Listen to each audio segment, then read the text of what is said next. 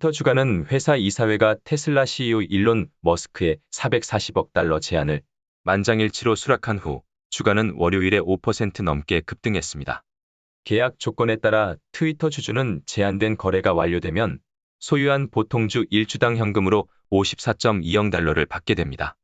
인수 가격은 머스크가 회사 지분 9.2%를 공개하기 전 마지막 거래일인 4월 1일 트위터 종가의 38% 할증된 금액입니다.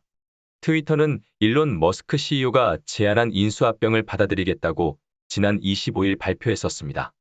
앞서 머스크는 주당 54.2달러의 회사 지분 전량을 매입하겠다고 밝힌 바 있습니다. 브렛 테일러 트위터 이사회 의장은 일론 머스크의 제안을 검토한 결과 이번 거래는 상당한 현금 프리미엄을 제공할 것이라며 인수 동의가 트위터 주주를 위한 최선의 길이었다고 말했습니다.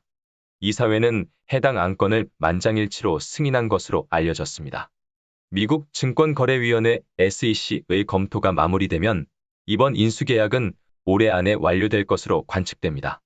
일론 머스크는 210억 달러 규모의 주식 평가금을 비롯해 총 456억 달러의 자금 조달이 가능하다는 서류를 미국 증권거래위원회에 제출했습니다.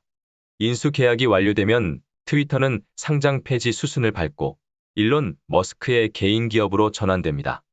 미국 25일 오후 3시 30분 기준 트위터의 주가는 전거래일 대비 6.07% 오른 주당 51.87달러에 거래됐습니다. 인수계약 성사 뒤 트위터는 조직과 서비스 측면에서 여러 변화가 예상됩니다.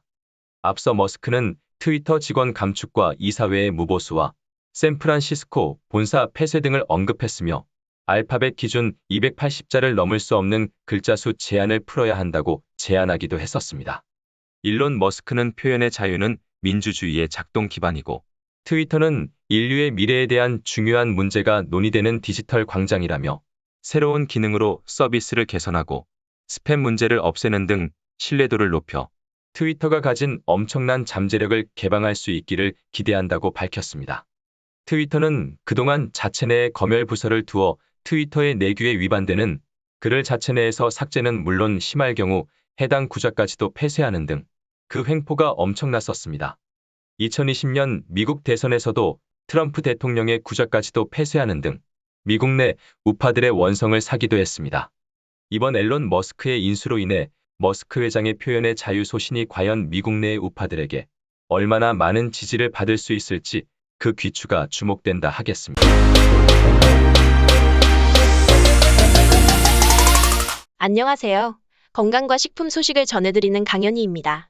미국에서 코로나 치료제를 약국에서 직접 구입할 수 있게 됐습니다.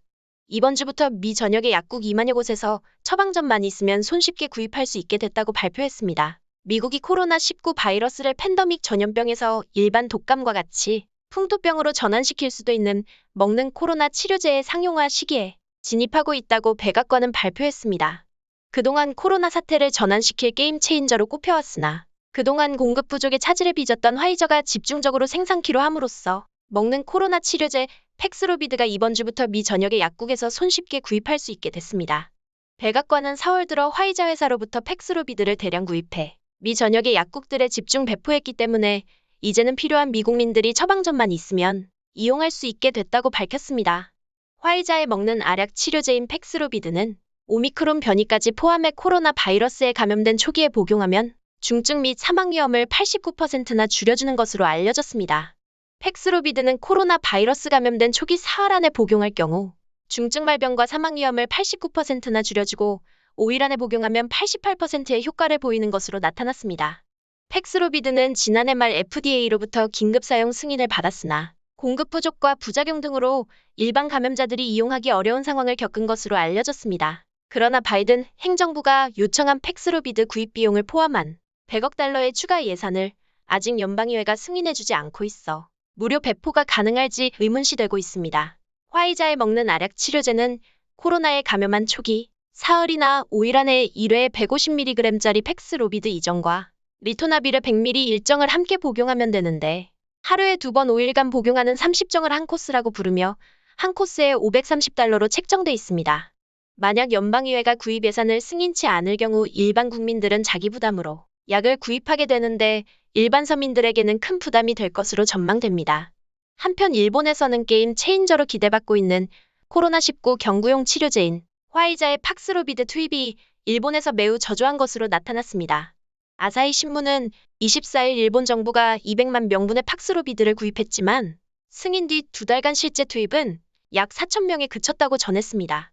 중증화의 위험이 높은 경증과 중등증의 확진자를 대상으로 투입되면 약 89%의 효과가 있는 것으로 알려졌지만 함께 먹으면 안 되는 약물이 약 40종류에 달해 사용을 못하는 경우가 많습니다.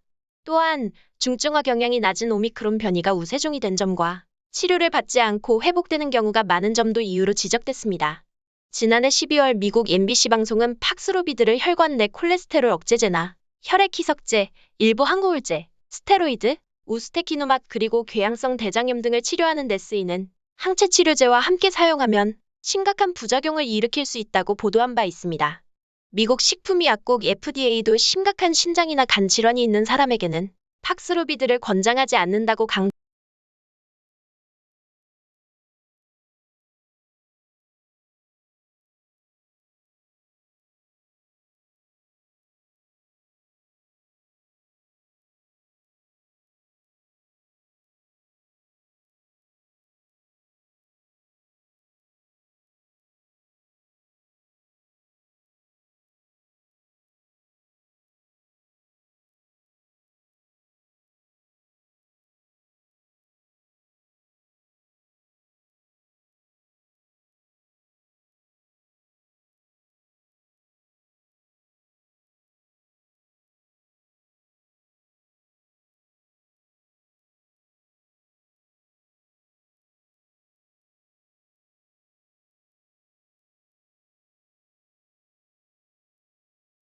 한국의 사회적 거리두기 전면 해제 이후 일주일 동안 코로나19 신규 확진 규모가 지속적인 감소세를 보이고 있습니다. 26일 질병관리청 중앙방역대책본부의 발표에 따르면 거리두기 해제 후 첫 일요일인 지난 24일 신규 확진자는 34,370명으로 집계됐다고 보고하였습니다. 신규 확진자 수가 3만 명대를 기록한 것은 지난 2월 8일 이후 76일 만이라고 덧붙이며 거리두기 시행 전인 전주 일요일 확진자 수 47,730명과 비교해도 13,360명 더 적은 수치라고 발표했습니다.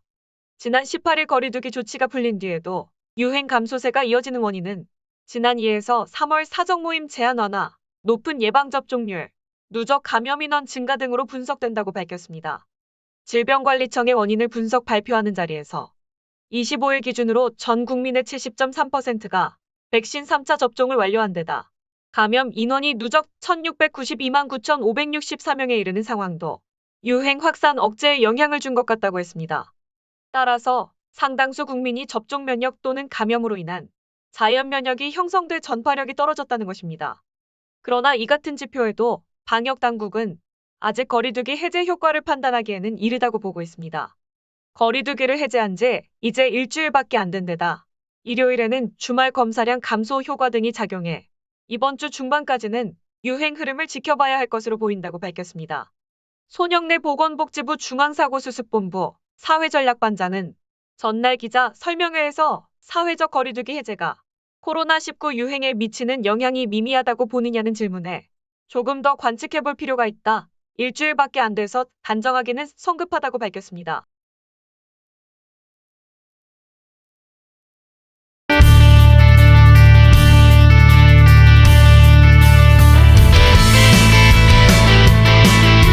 이른바 검찰 수사권 완전 폐지, 즉 검수완 박중재안 합의 후 폭풍이 국민의힘 지지층으로부터 거세게 일고 있는 가운데 권성동 원내대표 책임론으로 이어지고 있습니다. 시기만 조금 늦췄을 뿐 검수완박을 받아들였을 뿐만 아니라 위장탈당 등 꼼수로 국민적 지탄을 받던 더불어민주당의 활로를 열어줬다는 점에서입니다. 결국 권 원내대표는 25일 국민의힘 최고위원회를 통해 재논의를 공식화했습니다. 부패, 경제 범죄에 한해 검찰의 수사권을 남겨놓기로 했던 기존 합의에서 공직자, 선거 범죄까지 4대 범죄에 대한 검찰의 수사권을 인정하는 내용으로 조정하겠다는 게 골자입니다. 내용상 조정의 여지는 남겼지만 합의 자체는 성과로 주장했다는 점도 지적했습니다. 부패 경제 범죄에 대한 검찰의 직접 수사권 유지, 검찰의 보완 수사권 유지, 검수완 박 저지 시간 벌기 등에 성공했다는 것입니다. 소수당의 원내대표로서 국민 피해를 최소화하도록 중재안을 마련하는 것은 차악의 선택이었다고 그는 항변했습니다. 하지만 합의안을 수용하면서 검수완 박이 위헌이라는 국민의힘 주장의 명분이 약화됐다는 지적이 나오고 있습니다. 현재 시행되고 있는 수사권 조정안으로 보완 수사 요구가 대폭 늘어나는 등 국민 피해가 증가하고 있다는 비판도 적지 않았지만 이에 대한 논의는 중재안에서 찾아볼 수 없었습니다. 김정민 변호사는 검찰의 직접 수사권을 폐지하는 대신 경찰에 대한 수사지휘권 등으로 통제력을 갖고 서로 견제하는 방향으로 가야 하는데 전혀 언급이 안 됐다며 시기를 조금 늦췄을 뿐 중재안은 명백한 검찰 폐지 법안이며 위헌이라고 꼬집었습니다. 정치적 실리도 챙기지 못했다는 분석입니다. 검수완 박은 민주당 내 초선 강경파들이 주도하던 사안으로 내부에서는 반대 의견이 적지 않았습니다. 참여연대나 경실련 등 민주당과 가까운 시민단체들마저 공개적으로 반대할 정도였습니다. 특히 법사위 안건조정위를 무력화시키기 위한 민영배 의원의 꼼수 탈당을 두고 국민적 비난 여론이 크게 일었던 터였습니다. 하지만 중재안 합의로 민주당은 출구를 마련하며 인사청문회와 지방선거 국면으로 넘어갈 모멘텀을 확보할 수 있게 됐습니다.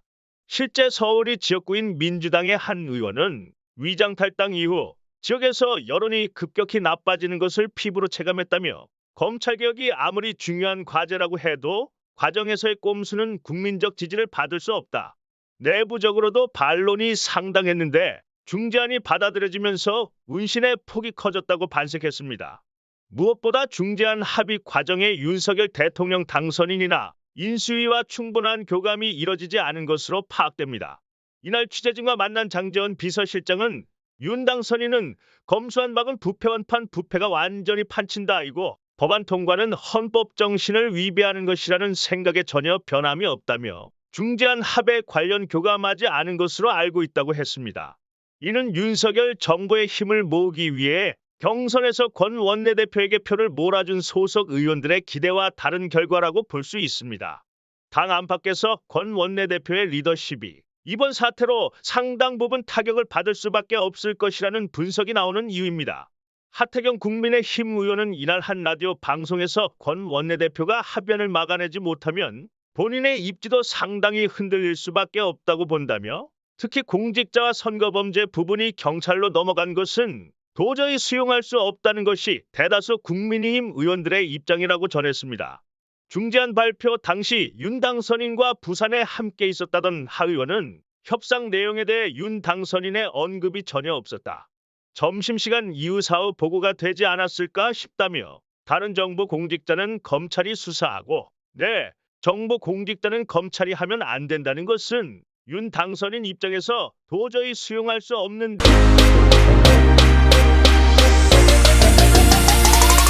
이상 KMC 뉴스를 마칩니다. 여러분들의 구독과 좋아요를 눌러주심으로 저희들의 뉴스 제작에 큰 힘이 되어주십니다. 많은 협조를 바라겠습니다. 감사합니다. 안녕히 계십시오.